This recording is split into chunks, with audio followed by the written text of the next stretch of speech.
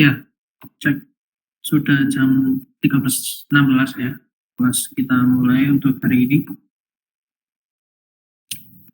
Assalamualaikum warahmatullahi wabarakatuh. Waalaikumsalam warahmatullahi wabarakatuh. Oke, untuk hari ini kita akan belajar seperti materi minggu lalu ya. Cuma ketika materi 2 minggu lalu itu yang dibahas adalah menggunakan Windows, untuk minggu ini kita akan membahas menggunakan Linux.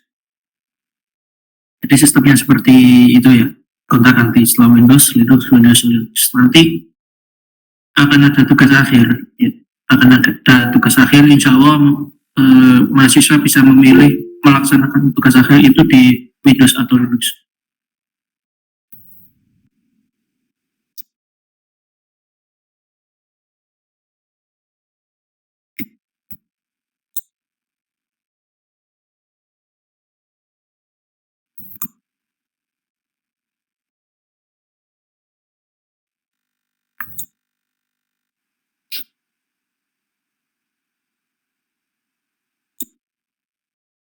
Oke, hari ini silakan bisa dibuka link GitHub yang saya sudah berikan ke PJ kemarin di bagian di repository sistem operasi, nanti masuk ke Linux Spec, terus 3 terminal basic. Ini mungkin udah saya bahas lama, sekitar 1 bulan lebih yang lalu ya. Tapi akan saya ulik kembali karena waktu itu setelah kita install Ubuntu, saya hanya memberikan sedikit tentang apa itu terminal, apa itu APT, dan kawan-kawan. Hari ini kita akan masuk sedikit lebih dalam mengenai apa itu terminal, mengenai apa itu package manager, dan lain-lain. Nah, di dokumen yang saya berikan ini nanti masuk ke 3 terminal basic, dasar penggunaan terminal GNU Linux. Nah, definisinya, pertama kita harus mengenal apa itu terminal. Terminal itu dulu pada saat zaman Unix, terminal dulu itu masih bentuk seperti mesin ketik. Seperti mesin ketik. Yang dimana saat kita mengetikkan sebuah baris perintah, lalu kita klik enter, itu nanti hasil keluarannya akan ada di kertas mesin ketik. Kertasnya itu bentuknya gulungan. Dan nanti keluar satu diketik oleh mesin ketik tersebut. Tapi seiring berjalannya waktu, ditemukanlah yang namanya layar komputer. Nah, setelah itu berbedahlah dari yang mesin ketik itu berpindah ke layar komputer terminalnya. Dulu itu model untuk terminal itu gini, ada satu server utama, itu dipakai orang banyak. Dia itu prosesornya cuma satu, benar-benar single core. Tapi besar mainframe itu. Kita namanya nyebutnya mainframe. Jadi satu komputer itu bisa sampai satu ruangan. Kalau kalian bukan pernah ya, udah kuliah offline ya. Kalau kalian masuk ke salah satu ruangan di lantai 1, yaitu satu ruangan itu dipakai untuk satu komputer. Itu nanti diakses satu organisasi, kayak satu sekolah, satu universitas gitu. Itu diakses semua, dan itu cuma punya satu core atau satu processing power. Nah, terminal itu gunanya adalah menghubungkan dia tugasnya cuma menghubungkan banyak terminal maksudnya ada layar dan juga ada keyboard ke satu mainframe itu. Kita semua menjalankan perintah ke mainframe itu secara bergantian.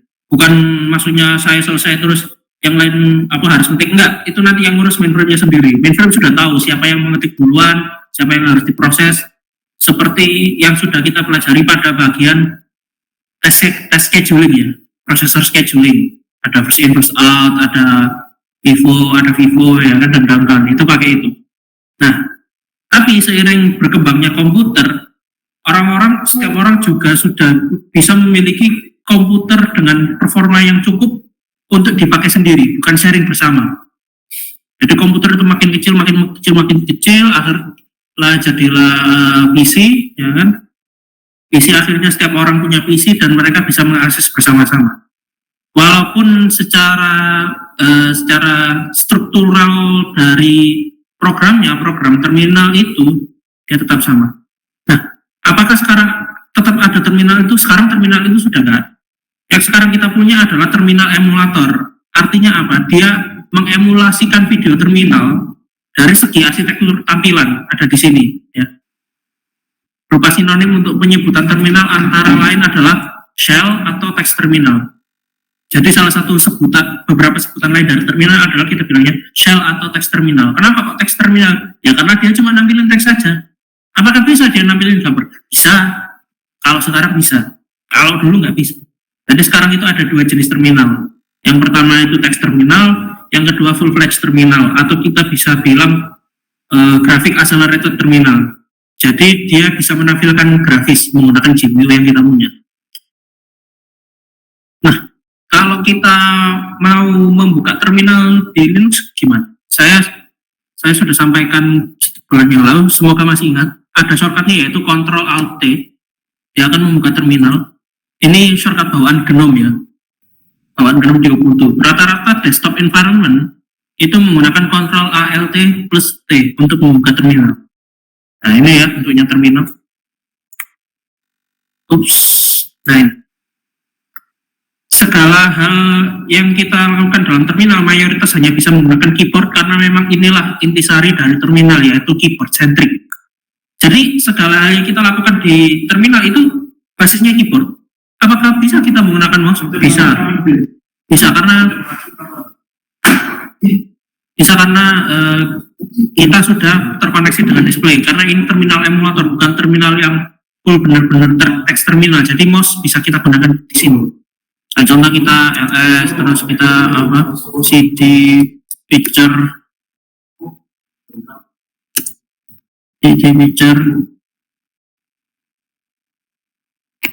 Nah, di sini kita bisa, semisal mau nge-copy tulisan snap ini ya, kita bisa pakai keyboard highlightnya, kita bisa.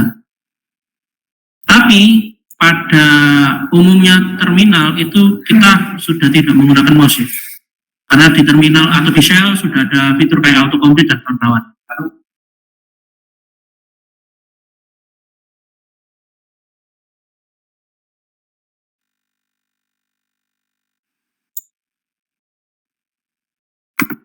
Oke.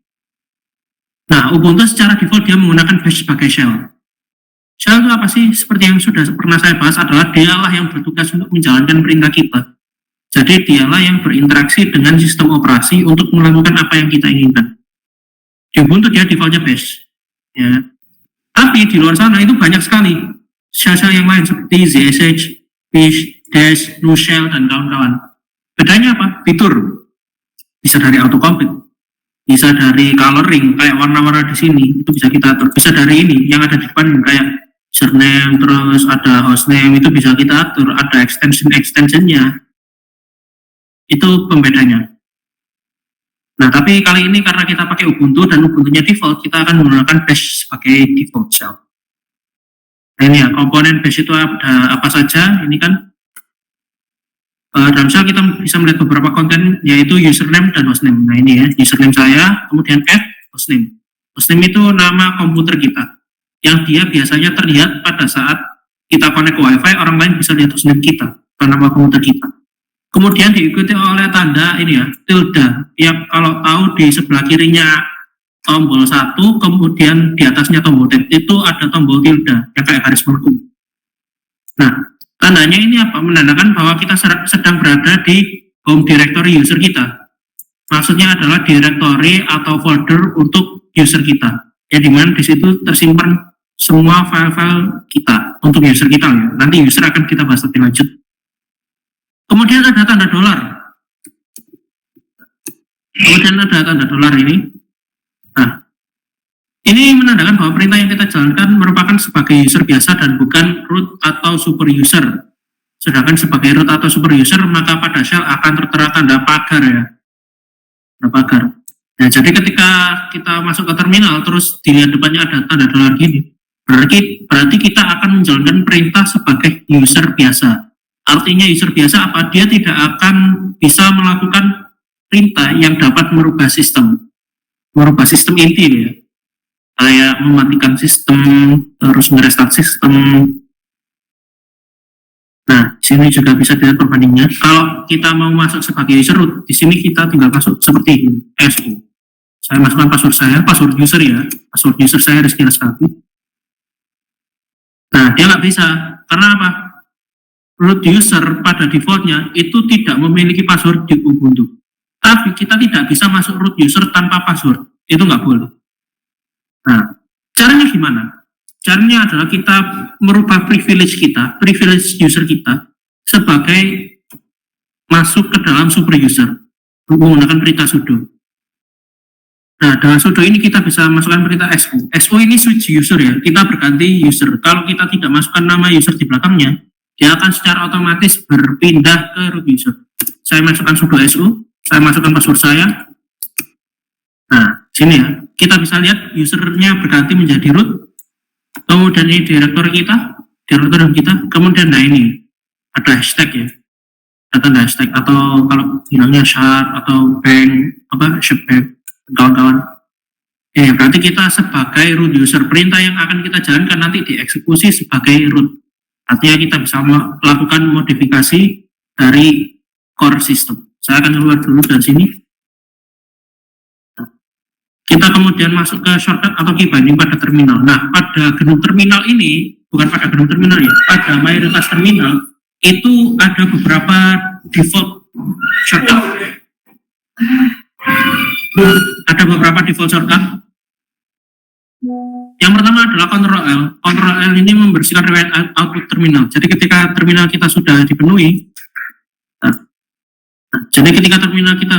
dipenuhi, seperti ini, kita bisa menghapusnya gampang dengan Ctrl L. Nah, dia akan menghapus. Apakah dia kehapus? Sebenarnya tidak. Kita scroll ke atas, dia ada. Berarti dia itu bukan menghapus, tapi dia akan memaksa outputan tadi ke atas, ke paling atas. Kalau kita mau benar-benar menghapus, kita pakai sebuah perintah namanya clear. Nah, kalau kita scroll ke atas, dia nggak ada. Nah, ini juga kemudian, oke, makasih. Oh iya. Oke. Kemudian ada Ctrl C, membatalkan perintah yang sedang berjalan atau membatalkan ketikan. Nah, ketika misal kita nih mencoba menjalankan perintah sudo apt update, aku nggak mau jalanin, Ctrl C. Perintah itu akan di-terminate atau dibatalkan. Atau kita udah ngetik banyak-banyak, ternyata banyak yang typo.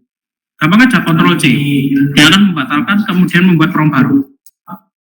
Kemudian ada Ctrl W untuk menghapus satu kata ke belakang kursor. Jadi ada kursor terminal ya, yang balok.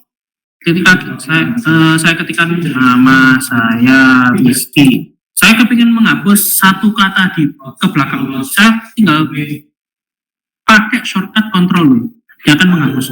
Ctrl W lagi, dia akan menghapus lagi. Ctrl W lagi, dia akan menghapus lagi. Kemudian kalau kita semisal punya perintah panjang, sudo apt install nn sudo apt upgrade, nah tadi saya pakai Ctrl W ya, sudo apt update nn sudo apt upgrade.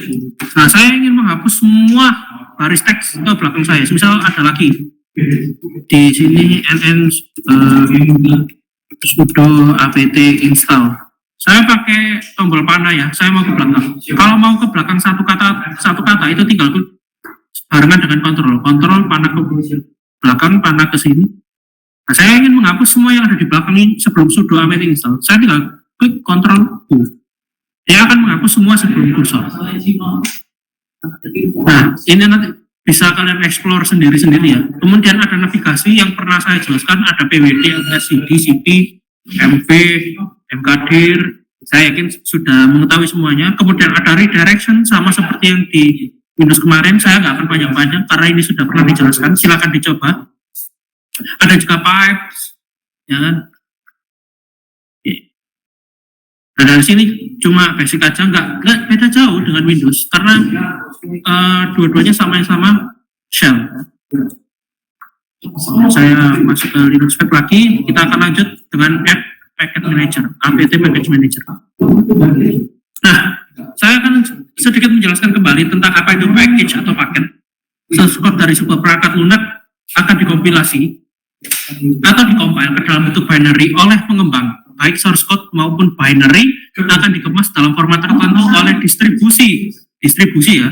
distribusi GNU Linux untuk didistribusikan.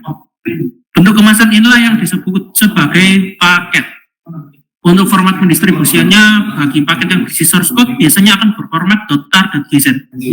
Tar.gz ini adalah format kompresi dan archive. Jadi kalau kita urut dari tar itu apa? Tar itu kependekan dari tab archive.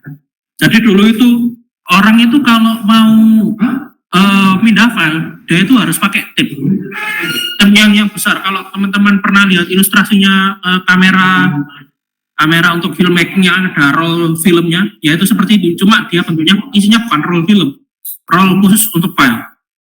Tab archive sampai sekarang masih dipertahankan. Jadi kumpulan-kumpulan kecil dari tab itu nanti akan disambung menjadi satu. Jadi berupa tab archive. Kemudian ada juga GC atau GANZIP kalau nggak salah. Yaitu format kompresi untuk zip. Jadi udah di zip, dikompresi. Nah, sedangkan untuk yang sudah berupa binary akan menggunakan format .deb untuk distribusi berbasis Debian atau Ubuntu. Nah, sebelum saya lanjut di sini ada yang tahu nggak format untuk distribusi berbasis Red Hat kayak Fedora, CentOS dan kawan-kawan yang bisa menjawab akan mendapat nilai tambahan ya dari BC. Silakan ada yang bisa menjawab?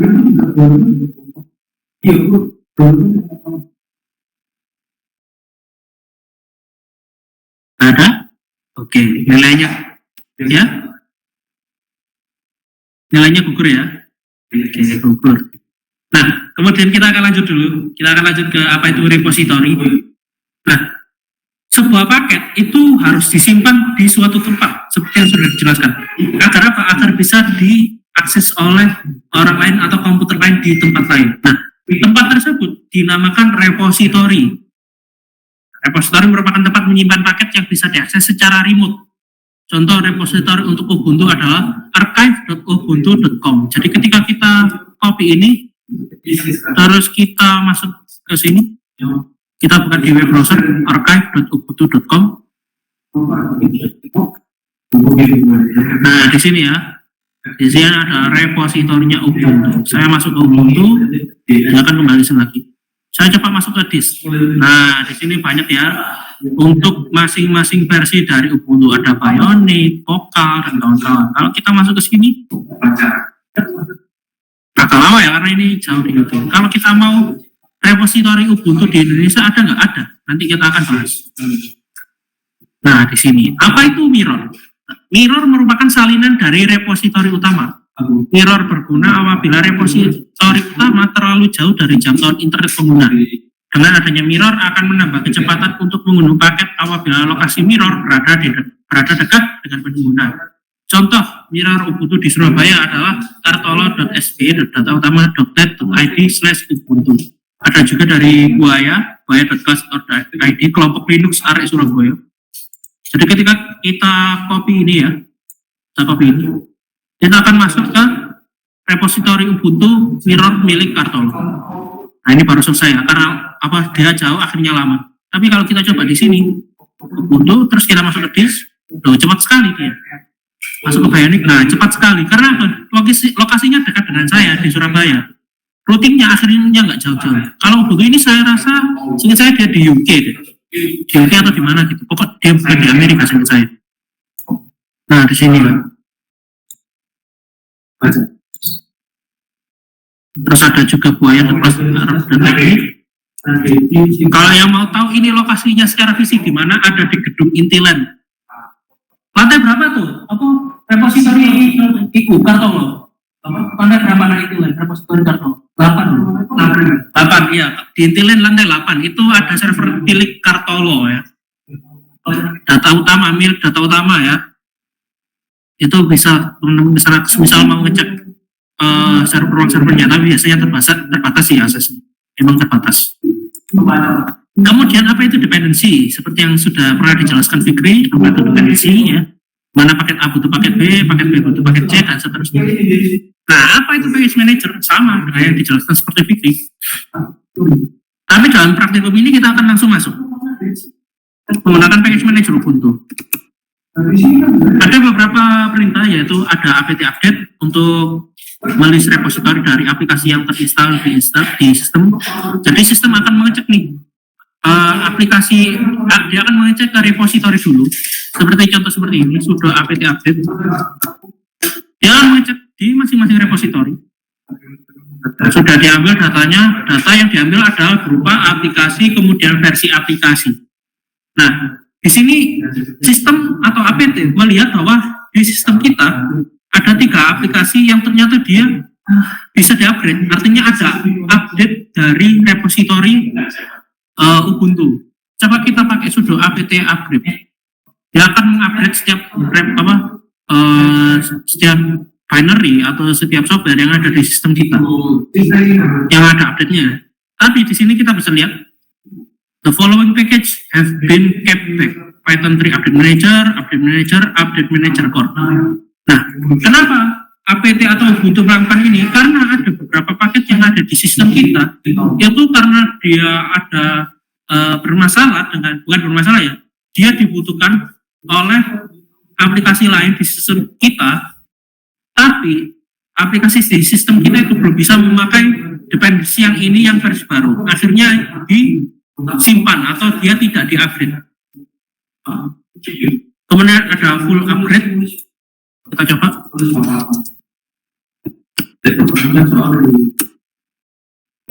Nah, dia akan tetap ya.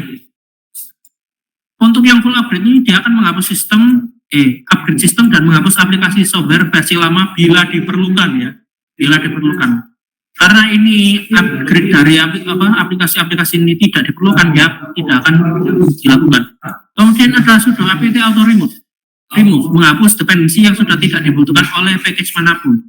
Jadi apt akan nge-track nih, sistem akan nge-track aplikasi apa butuh dependensi apa, dependensi ini dipakai aplikasi mana saja, itu dia di-track. Kemudian ketika sudah tidak ada yang menggunakan lagi, dia akan masuk ke kategori yang no longer required. Seperti ini, lib WPE backend FDO. Kita bisa menghapus ini dengan sudo apt auto remove.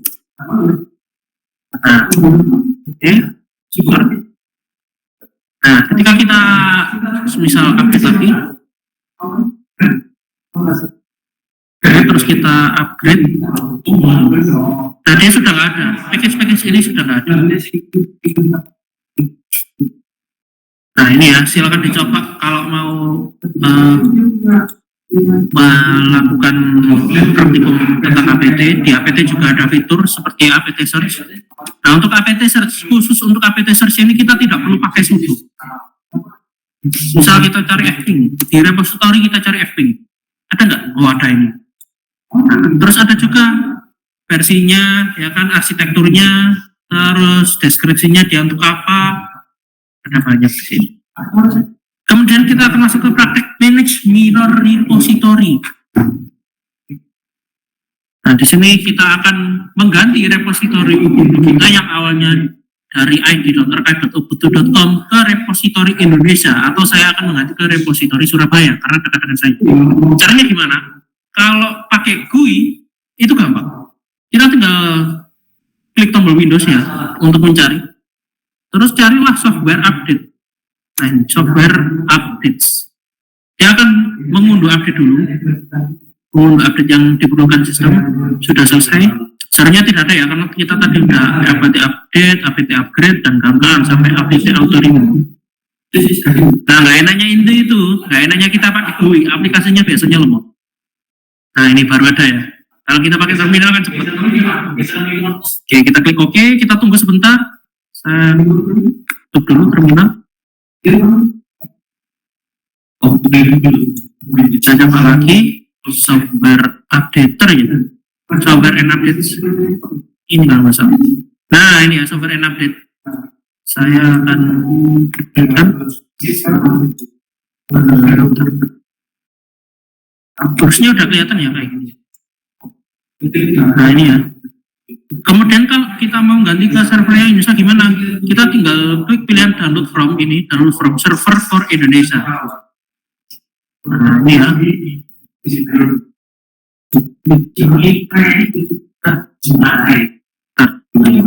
Agak blank.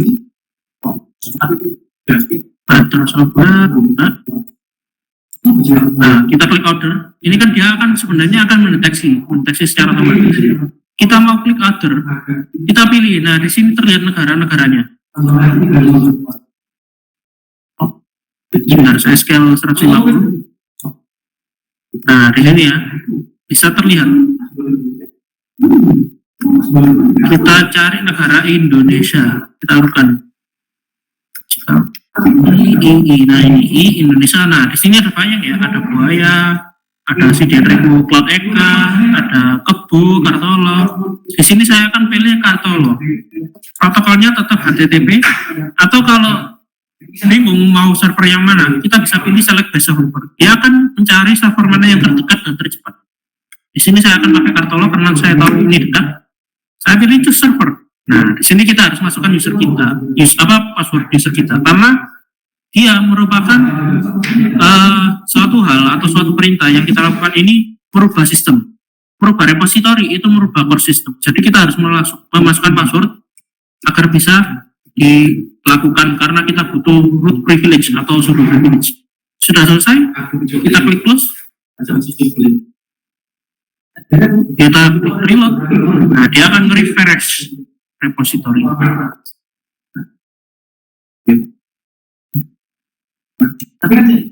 Tunggu, saya balikin ke 100%.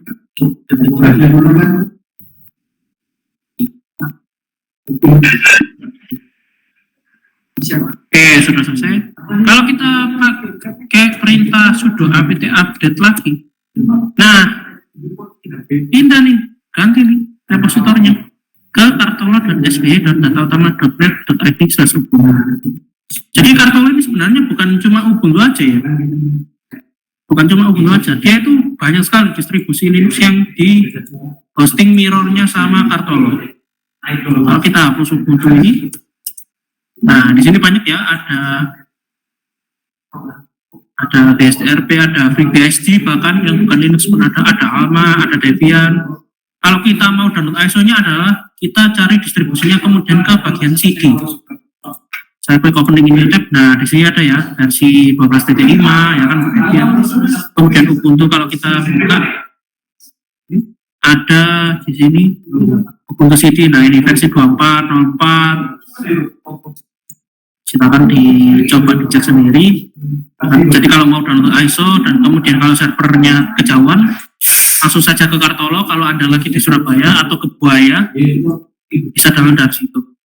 Nah, di sini sudah kita lihat ya, dia udah berganti. Nah, untuk memastikan lagi, konfigurasi mengganti repository itu disimpan di mana? Ada. Disimpan di etc apt sources.is. Jadi di etc itu, kalau kita masuk ke etc itu direktori yang merupakan kependekan dari etc. Artinya dia itu tidak masuk ke dalam kategori manapun. Biasanya konfigurasi sistem itu masuknya di direktori etc/etc. Kemudian kita akan masuk ke apt karena kita mau lihat konfigurasi dari apt. Kemudian kita coba lihat isi dari sources.is. Nah, sources.is inilah yang menyimpan daftar repositori kita. Nah ini Kartolo ya, yang sebelumnya .id.archive.ubuntu.com di komen biar dia nggak ikut tereksekusi atau dipakai, dan dia nggak dipakai. Yang dipakai adalah yang ini, yang ada komennya dev kartolo.sbe.datautama.net ya kan. Terus ini ada juga untuk Jami update, main, restricted dan kawan-kawan. Nah sini ada pertanyaan, kalau ada pertanyaan kan silakan langsung interupsi saya ya, langsung bicara aja, nggak perlu nunggu. Ada pertanyaan sebelum saya lanjut?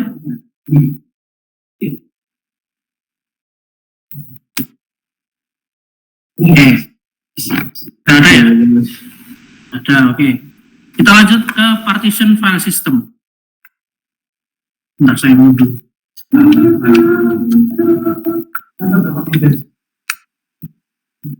Nah, seperti yang kemarin udah dijelaskan sama Fikri, partisi adalah metode pembagian media penyimpanan fisik sekunder menjadi bagian-bagian individu yang terpisah dan terisolasi secara virtual. Kemudian ada juga file system, adalah kemampuan dari sistem operasi untuk melayani aplikasi di komputer yang sama File system menyediakan layanan penyimpanan data yang memungkinkan aplikasi untuk berbagi penyimpanan. Tanpa file system, aplikasi dapat mengakses penyimpanan dengan cara yang tidak kompatibel, yang mengakibatkan kerusakan atau kehilangan data. Nah, beda dengan Windows. Linux itu beda sekali dengan Windows. Di Linux itu sistem operasi ya, yang disupport oleh kernel Linux itu banyak sekali. Ada ext 234 yang by default dipakai di Linux. Kemudian ada Btrfs atau Btrfs atau Bicara-fs, terserah lagi namanya apa. Kemudian ada ZFS, NTFS file system untuk Windows juga disupport Linux.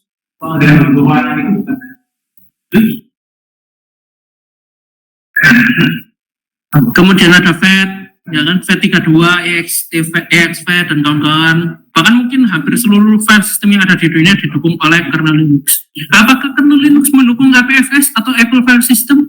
Dia mendukung. Dia bisa membaca storage atau disk yang dia diformat menggunakan APFS. Nah, kemudian ada praktikum nih. Kita akan membuat praktisi baru. Seperti di Windows kemarin, kita silakan membuat partisi baru. Kita cek perintah dulu. Saya cd ke home dulu.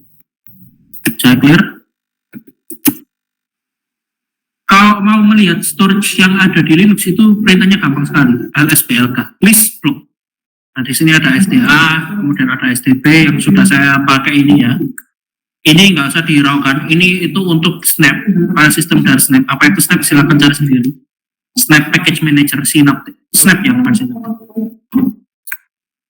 Nah, di sini ada SDA. Biasanya yang paling awal ini adalah yang dipakai oleh sistem kita. Ada partisi untuk boot, EFI, kemudian ada yang ini untuk rootnya, ya kan? Nah, kalau mau melihat file system apa aja yang di-assign ke setiap partisi ini, kita bisa pakai flag -f atau file system. Nah, di sini nggak kelihatan ya. lsblk -f. Nah, bisa dilihat fs type-nya, ya kan?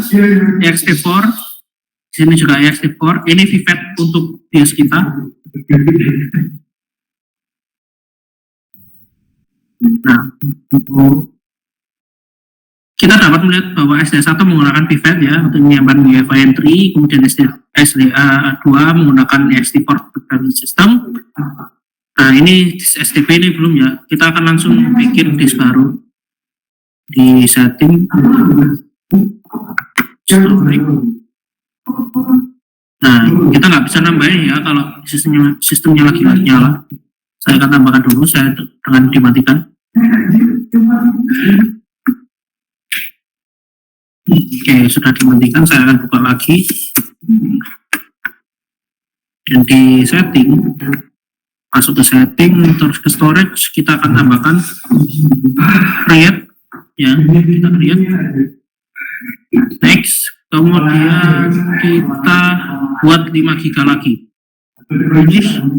Choose. Oke. Start. Ini nggak apa-apa, ini nggak perlu dihiraukan.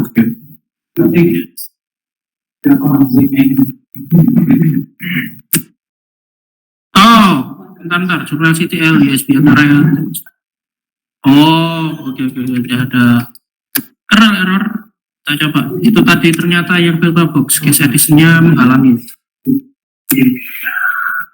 VPN, terus setting, storage. Nah, ini saya remove attachment, remove. Oke, start. Nah, 10 untuk.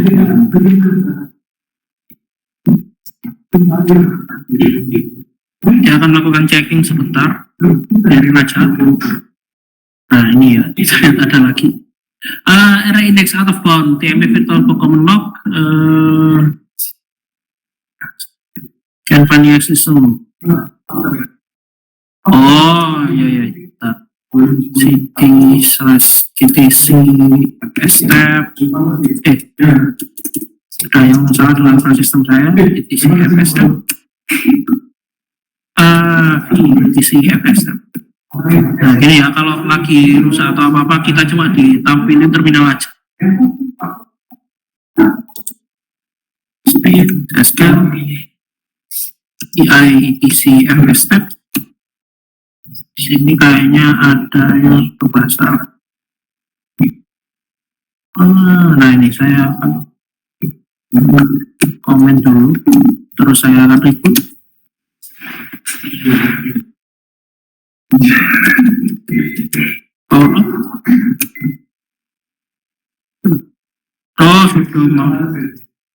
Sudah mau SDC, oke.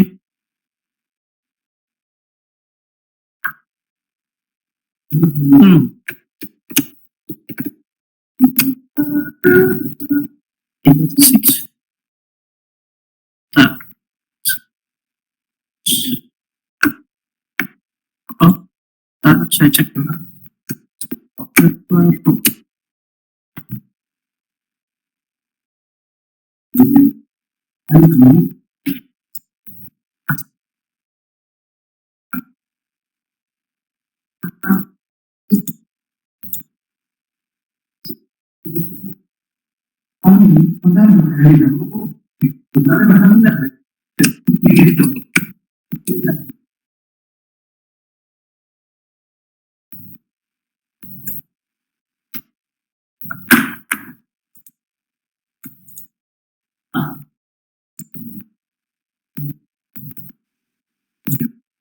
Query ya tadi, saya masuknya di ID. Kita tambah dulu.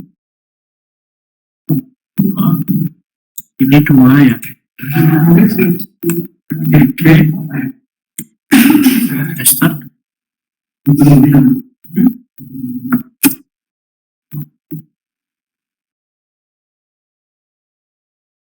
Oke, dia bisa ya. Jadi karena tadi keliru masuknya ke controller IDE bukan yang SATA.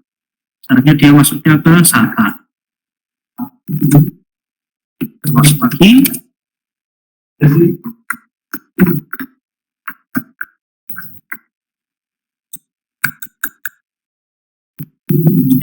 Kontrol titik.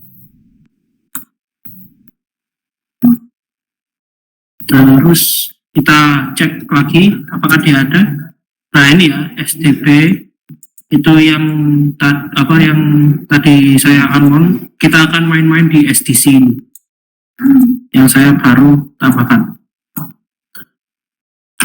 Nah setiap device fisik yang tersambung ke sistem kita, ke hardware kita, itu di Linux kita bisa lihatnya di mana? Ada di directory /dev. Dev ini artinya device ya. Dev ini artinya device. Kita bisa lihat di sini ada disk, ada flash FD, ada auto fs, ada TTY ya. Terus ada standar input output, apalagi kamera nggak ada ya. Kalau saya lihat di punya saya /dev itu ada video. Nah ini ada video 0 ini kamera saya ya, kamera laptop saya. Ini bisa kita gunakan sebagai pengganti OBS kamera. Misalnya saya nggak mau pakai kamera dari OBS kamera di settingan OBS, saya bisa pakai kamera saya dengan mengambil output dari video ini. Saya sudah bind dia di shortcut berupa ALTC. Nah di sini kita bisa lihat ini ambil dari device kamera saya. Dia ambil output dari sini. Saya bind ke video player. Ini video playernya MPV. Pakai video player MPV. Jadi makanya Linux gitu ya, kita bisa secara detail mengkustomisasi sistem kita, bahkan sampai otak-atik device-nya. Kalau di Windows mungkin harus masuk ke device manager dan lain-lain. Kalau di sini saya tinggal bikin shell script 1 baris, dia ada perintah untuk mengambil output dari video 0, kemudian saya passing dia ke MPV video player, kemudian saya posisikan dia di kanan bawah, itu bisa. Jadi nggak apa-apa, silakan bermain-main dengan Linux-nya. Kita lanjut, kemudian kita akan membuat tabel partisi ya dengan cfdisk. Cfdisk ini tool untuk pemartisian di Linux. Caranya adalah sudo cfdisk. Kita cek dulu sekali lagi SBLK. Kita pakai SDC ya. Jadi gini, sudo cfdisk dev, karena dia itu tersimpannya di slash dev, kemudian kita masukkan sdc, kemudian kita masukkan password. Nah, di sini ya, kita select label type-nya, kita select GPG. Kemudian saya bikin partisi baru, new, partition size 5 GB ya. Kita lihat type-nya Linux file system ya, udah benar. Setelah itu baru kita write. Kita simpan perubahan kita, klik yes, enter, kemudian kita quit. Kalau kita pakai LSBLK lagi, nah di sini ya, this SDC punya partisi yaitu SDC 1. Nah ini ada guide-nya. Kalau kita cek LSBLK -f, dia belum ada file sistemnya. Kalau SDB1 udah ada, karena udah pernah saya format. Kemudian kita akan langsung bikin file sistemnya. Kita akan format dulu dia, menggunakan MKFS atau make file system. Kita akan sudo make fs, make file system, ext4, kemudian -l, untuk memberi label kepada partition itu. Saya kasih label dia third disk. Kemudian disk yang dituju mana? Di dev SDC, jangan sampai salah ya. Kalau teman-teman salah SDC atau SDB-nya itu bisa-bisa teman-teman menarget partition atau disk yang tidak seharusnya teman-teman format. Jadi patut berhati-hati menggunakan perintah ini. Nah, kalau kita cek lagi LSBLK -f, nah dia sudah ada nih. SDC 1 dia pakai ext4, labelnya third disk, ini UID-nya. Kemudian kita akan mounting partition tersebut. Jadi ada dua metode untuk mounting, yaitu yang pertama adalah temporary, kemudian ada permanen. Temporary adalah kita akan mounting partition tersebut ke sebuah directory di sistem kita. Tapi ketika kita power off, ketika kita matikan, terus kita nyalakan lagi, dia tidak akan di-unmount. Dia tidak akan di-mount secara otomatis. Kita harus melakukan mounting manual. Seperti ini. Seperti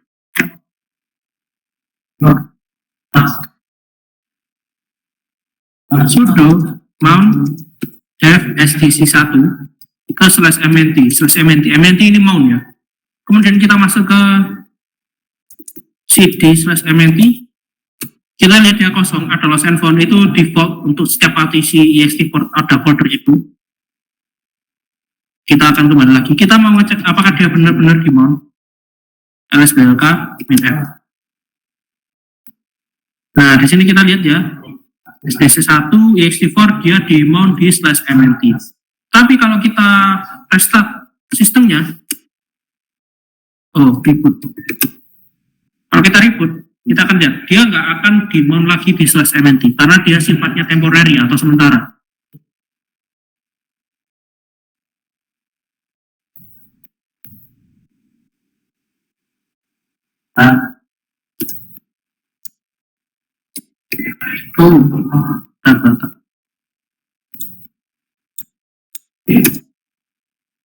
Kering ya?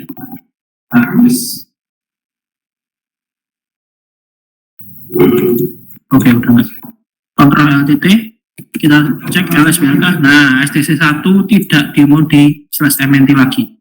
Nah, gimana caranya membuat permanen? Ada di dokumentasi. Pertama kita bikin dulu di home directory kita, directory mana yang akan di-mountkan. Misal saya bikin directory, saya ls dulu ya. Ada beberapa directory ini, second disk in tadi udah ada, jadi saya akan buat directory third disk. Kemudian yang kita edit seperti yang saat error tadi, yang kita akan edit adalah file etc fstab. Fstab itu adalah singkatan dari file system table. Jadi file system di Linux itu didefinisikan dengan table kalau mau di-mounting. Teman-teman silakan bisa pakai micro, nano, dan sebagainya. Untuk saya akan pakai vim, tapi untuk yang dimasukkan akan tetap sama. Sudo vim etc fstab. Vim apa? Saya install dulu.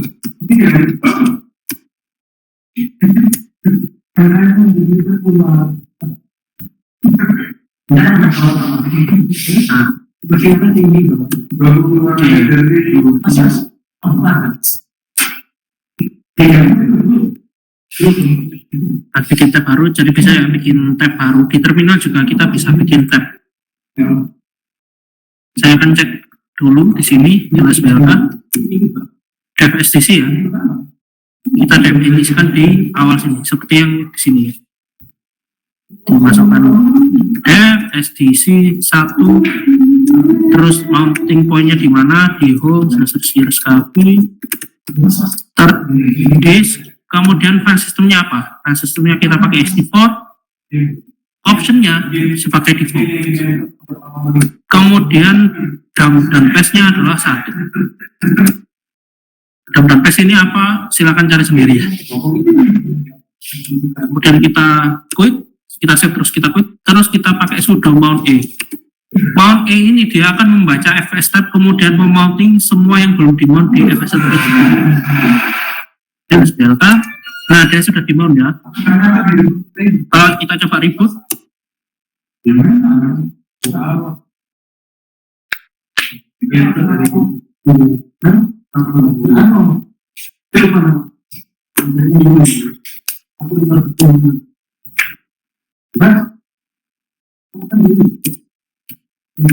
masuk.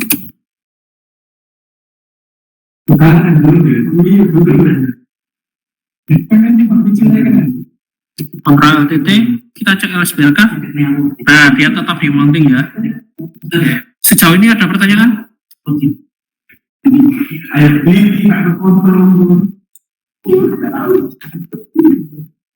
kalau nggak ada pertanyaan kita akan lanjut ke user LK.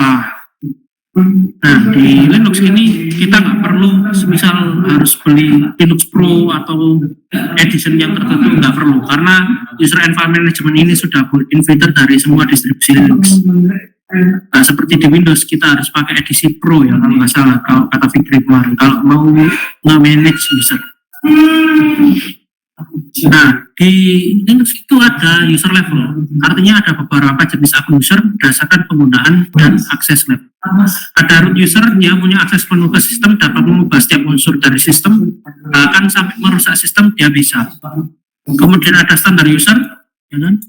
Standar user ini akses penggunanya terbatas, tidak mampu melakukan aksi yang mempengaruhi inti dari pengaturan sistem atau akun pengguna lain. Jadi dia hanya bisa otek-otek di home directory miliknya sendiri. Dia nggak akan bisa menginstal aplikasi, dia nggak akan bisa menginstal aplikasi, mengubah settingan sistem, dia nggak akan bisa. Kemudian ada pseudo user, yaitu pengguna standar yang telah diberikan izin untuk menjalankan perintah tertentu sebagai root user. Nah, saya ini di Rizky Raskafi ini by default Ubuntu, dia akan masukkan user juga ke dalam pseudo user agar kita bisa melakukan aksi kayak menginstal aplikasi, menghapus aplikasi, merubah konfigurasi sistem dengan di depannya diberi perintah sudo atau super user. Kemudian ada sistem account, akun pengguna untuk aplikasi atau layanan otomatis yang menjalankan pekerjaan spesifik di sistem. Nah, sistem account ini dipakai di mana? Misal kita punya Ubuntu server, kita mau bikin web server. Web server pakai apa? Nginx. Nginx itu dia punya usernya sendiri untuk agar dia bisa melakukan serving atau melayani orang yang meminta file HTML ke server kita. Itu namanya sistem account, sistem yang dispesifikan untuk aplikasi tertentu. Misal Docker juga punya, ya kan, PHP, FPM punya, MySQL punya sistem account sendiri, itu mereka punya masing-masing. Kemudian ada guest user account, akun sementara dengan akses terbatas dan terkontrol. Jadi ketika kita bikin guest user, itu akunnya itu cuma sementara. Ketika kita matikan sistemnya, akun itu sudah nggak akan ada lagi. Atau bahkan kita bisa batasi waktu dari akun tersebut, waktu hidup dari akun tersebut. Misal saya bikin akun ini, dia cuma bisa hidup selama 15 menit. Ya sudah, setelah 15 menit, akun tersebut nggak akan bisa dipakai. Orang nggak akan bisa login menggunakan akun tersebut. Kemudian ada user group, izin diberikan kepada sekumpulan pengguna yang diorganisasikan ke grup logical. Nah, di environment biasanya adalah satu server itu bisa diakses oleh banyak jenis pengguna. Nah, beberapa jenis pengguna atau beberapa pengguna, dia punya permission yang sama. Misal, pengguna A, B, C, dia boleh mengakses file ini, file 1, tapi dia nggak boleh mengakses file 2. Pengguna D, E, F, dia bisa mengakses file 2, tapi dia nggak bisa mengakses file 1. Tapi ada user Z yang dia bisa mengakses dua-duanya. Itu user group. Jadi dia mengkategorikan pengguna. dipakai untuk mengkategorikan pengguna. Nah, untuk mengetahui user apa yang ada, user siapa saja yang ada di sistem kita pakai ini, perintah get etc password SSWD. Nah, di sini ada ya, ada untuk user Vbox, ada akun user share, Raskafi, ada user untuk GDM, Hubclip, ada GNOME initial setup, Pulse, Geopool, dan kawan-kawan. Ya. Kemudian kita akan masuk ke user existence. Kita membuat user baru dengan perintah di bawah ini. Jadi kalau kita mau bikin user baru, kita tinggal masukkan sudo user add. Karena user pembuatan, penghapusan, modifikasi user itu hanya boleh dilakukan oleh user dengan privilege root access. Atau kalau dia nggak by direct, dia sebagai user root, dia punya privilege-nya. Nah, dengan ini kita mengelevasi user kita, Rizky Raskafi, sebagai root untuk selama 15 menit. User add, new user, saya akan bikin user baru, new user, masukkan password. Nah, ketika kita lihat lagi di etc password, dia akan ada ini, new user. Kemudian ada home directory-nya, kemudian ada juga shell yang dipakai, dia pakai sh ya, bukan bash, dia pakai shell doang. Kemudian kita bisa bikin lebih rinci ketika menambahkan user. Kita bisa pakai ini, sudo add user new user. Apa bedanya dengan user add? Kita bisa lihat. Nah, new user karena dia already exist, kita tidak bisa bikin user dengan nama yang sama. Kita bikin nama dia second user. Nah, di sini kita bahkan bisa langsung memasukkan password untuk user kedua. Saya akan masukkan password. Kemudian kita ketik lagi passwordnya. Nah, di sini kita bisa masukkan detail dari second user. Nama lengkapnya siapa, semisal saya masukkan second user. Ini opsional ya, nggak diisi pun nggak apa-apa. Kemudian room number-nya. Kenapa kok room number? Karena itu tadi dulu itu ketika di zaman Unix, satu mainframe itu dipakai di satu universitas. Dan kemudian di setiap universitas itu ada ruangan-ruangan komputer. Nah, yang dimaksud room number ini tadi adalah ruangan komputer yang dipakai oleh pengguna tersebut. Kalau di sini saya skip aja. Work phone juga saya skip, home phone saya skip. After ini deskripsi lainnya. Is information correct? Defaultnya Y atau yes. Kita bisa klik enter. Terus kita lihat lagi di sini password ada second user. Dia agak beda nih, agak beda. Shell-nya dia pakai bash bukan sh karena dia pakai, kita perintahnya bikinnya pakai add user, bukan user add. Dia akan diberikan lebih banyak detail. Kemudian mau menghapusnya gimana? Gampang, tinggal sudo user del -r ya kan, untuk menghapus user serta menghapus home directory-nya. Kita cek dulu home directory dari second user. Kalau kita cd ke /home second user, nah, permission delete karena user Rizky Raskafi tidak punya akses ke direktori tersebut karena user tersebut direktori tersebut dimiliki oleh second user. Tapi kalau saya pindah sebagai root, saya masuk ke cd home second user, kita bisa lihat di sini. Nah, kosong ya, untuk second user dia kosong. Kemudian kita masuk ke home new user, kita cek lagi. Oh, new user nggak ada. Oh ya, karena dia nggak punya home directory ya. Dia itu belum punya home directory. Jadi ketika kita balik ke sini, bedanya perintah user add dan add user adalah user add dia tidak akan membuat home directory. Dia sekedar membuat user baru. Kalau add user dia akan menambahkan home directory. Kita klik ls di sini, hanya ada Rizky Raskafi dan second user. Kita kembali lagi. Kita akan hapus user new user ini tadi. Sudo user del -r new user. Sudah user Oke, berarti user sudah dihapus. Tapi sudah user dan itu karena saya pakai flag R, pin R atau recursive, dia akan menghapus semua tentang user tersebut. Bahkan mail directory-nya, home directory-nya akan terhapus. Nah, karena new user belum punya mail directory sama home directory, dia perintahnya tetap, user tetap dihapus, tapi tidak menemukan mail sama home-nya. Kemudian ada modify default user. Jadi user yang kita buat itu bisa dimodifikasi juga.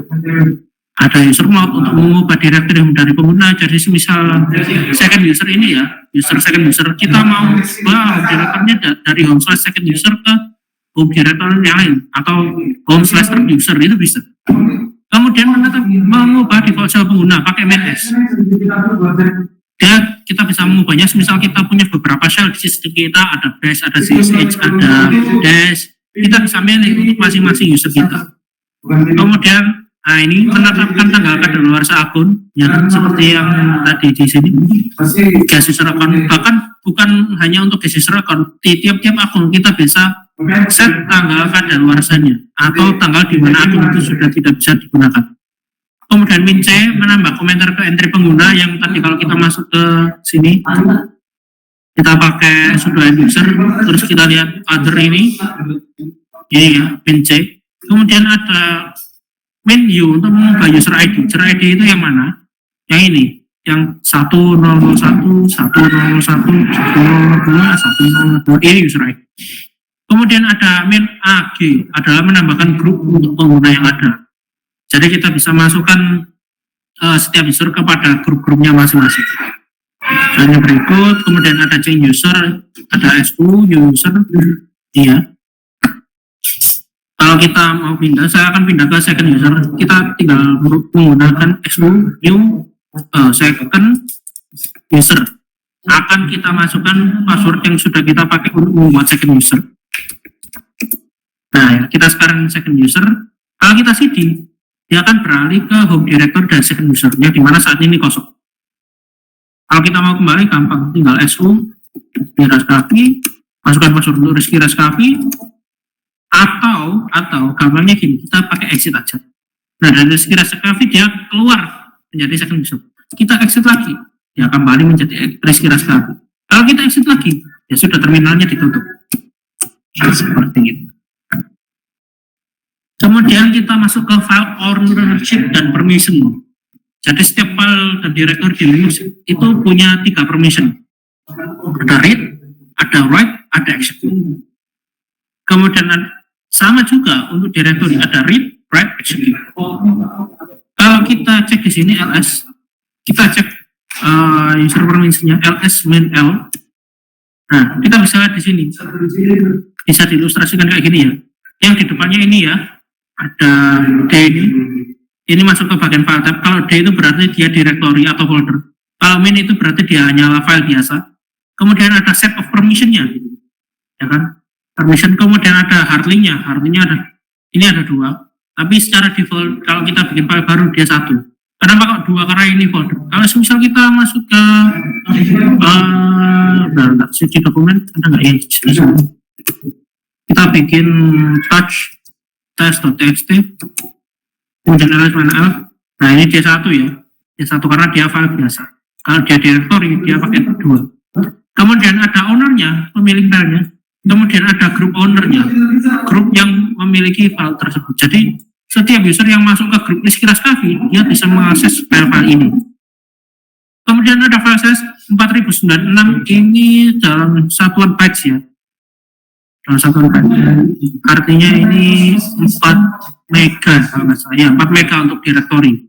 Jadi directory pun itu sebenarnya adalah file yang isi dari file tersebut adalah lokasi-lokasi dari file-file yang ada di dalam folder tersebut. Jadi saling mengarahkan kayak linked list, kayak berakar gitu dari pohon, kemudian ada akarnya punya cabang, atau pohon kalau atas punya batang, kemudian batangnya punya ranting seperti itu. Kemudian ada modification timestamp. Kapan terakhir kali file ini dimodifikasi? Ini ya, Maret tanggal 21 jam ini. Kemudian ada nama filenya. Ya. Oke, sampai sini mungkin sudah selesai. Adakah yang mau ditanyakan? Oke, monggo, silakan. Dapat. Langsung saja. Maaf Pak, saya mau bertanya tentang pembagian portfolio itu berarti harus bikin dulu ya di pengaturan. Iya, sama seperti di Windows kemarin. Memorinya ukurannya berapa? Oh bebas. Bikin kecil aja, 5 GB cukup. Kalau kita praktikum ini nggak perlu besar-besar partisi. 5 GB, 2 GB kan 2 GB pun cukup. Karena dia alokasinya dinamis, dia nggak akan langsung ngambil 5 GB, kecuali kita centang di pre-allocation size. Dia akan mengambil yang dibutuhkan saja atau yang digunakan oleh VirtualBox. Saya lihat tadi di setting ya, di machine setting bisa kita lihat di storage. Nah, ada virtual size, ada actual size. Secara virtual dia ukurannya 5 GB, tapi yang digunakan hanya 18 MB. Jadi yang masuk ke storage kita dia cuma sejumlah 18 MB, bukan 5 GB full. Itu ya. Iya Kak, terima kasih. Oke, selanjutnya ada yang mau ditanyakan terkait operasi? Ya? Nah, tadi kan sempat terjadi. Nah, itu bisa dijelaskan nggak errornya karena apa dan solusinya gimana? Mungkin nanti kita juga mengalami error tersebut. Terima kasih. Oke. Jadi errornya itu tadi gini. Disk yang saya buat itu sebenarnya tipe kontrolnya adalah SATA atau serial ATA. Tapi saya menambahkannya di bagian IDE atau storage. Seharusnya saya tadi membuat disk baru di controller tipe SATA, bukan di IDE, tapi saya bikinnya di IDE. Akhirnya sistem gagal membaca dari disk tersebut karena tipe kontrolernya berbeda dari yang seharusnya dia itu SATA tapi dicolokkan ke colokan IDE. Sama kalau kita semisal punya tape musik. Kalau teman-teman kalian menangi zamannya musik yang ada di tape-nya yang kotak itu, tapi kalau kita masukkan, tapi kita kayak maksa masukkan ke CD-ROM, ya nggak bisa. Atau CD kita masukkan, kita paksa tancapkan ke colokan hard disk atau colokan USB, kan nggak bisa kebaca. Nah kayak gitu. Nah ini ibaratnya hard disk SATA dicolokkan ke colokan IDE yang dia nggak compatible. Jadi sistem nggak bisa baca. Akhir dari sistem nggak bisa baca adalah dia kalau Ubuntu masuk ke rescue mode, dia secara otomatis masuk ke user root untuk melakukan perbaikan, entah itu dikonfigurasi, entah itu di unmount dan sebagainya. Kita harus cari sendiri berdasarkan ada di message tadi, log message. Pesan-pesan tadi, kayak tulisan-tulisan tadi, itu yang mengeluarkan adalah kernel. Karena kernel lah yang bertugas untuk membaca hardware. Itu. Sudah menjawab? Ya, sudah Kak, terima kasih. Oke, ada lagi yang mau ditanyakan? Semisal bahkan yang mau ditanyakan ke Pak Agus minggu lalu dan nggak sempat, bisa ditanyakan ke saya. Tidak apa-apa. Atau bahkan materi-materi sebelumnya, silakan. Ada lagi yang mau bertanya?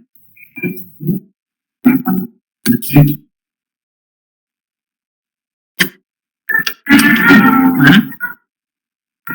Kalau nggak ada pertanyaan, insya Allah nanti ini juga akan ada penugasan tentang materi ini, materi yang saya kasih di kitab tadi, di praktikum. Silakan dicoba, nanti akan saya deskripsikan lebih lanjut. Kemudian nanti akan ada, sekitar hari Kamis nanti akan saya share tentang apa saja yang ditugaskan untuk tugas akhir. Jadi kalian punya waktu sekitar 2 atau 3 minggu untuk mengerjakan tugas akhir. Untuk minggu depan akan ada materi lagi. Materi minggu depan itu terkait ngeremote sistem operasi kita. Pakai SSH, pakai VNC, RGB, Chrome Remote Desktop. Kemudian dari remote itu kita akan membuat sebuah web server. Kita akan mencoba membuat web server. Jadi nanti kita akan membuat web server, dia akan memberikan melayani sebuah file. Jadi nanti biar kita, ya ibaratnya simulasi ngedeploy website lah, website sederhana, HTML, CSS. Itu nanti minggu depan akan kita coba. Nggak perlu spek tinggi-tinggi, santai aja. Dari sini saya ulangi lagi, apakah ada pertanyaan sebelum saya akhiri? Enggak, Pak. Oke, kalau nggak ada pertanyaan bisa saya tutup. Terima kasih untuk yang sudah hadir ke sesi minggu ini. Assalamualaikum warahmatullahi wabarakatuh. Waalaikumsalam warahmatullahi wabarakatuh. Terima kasih.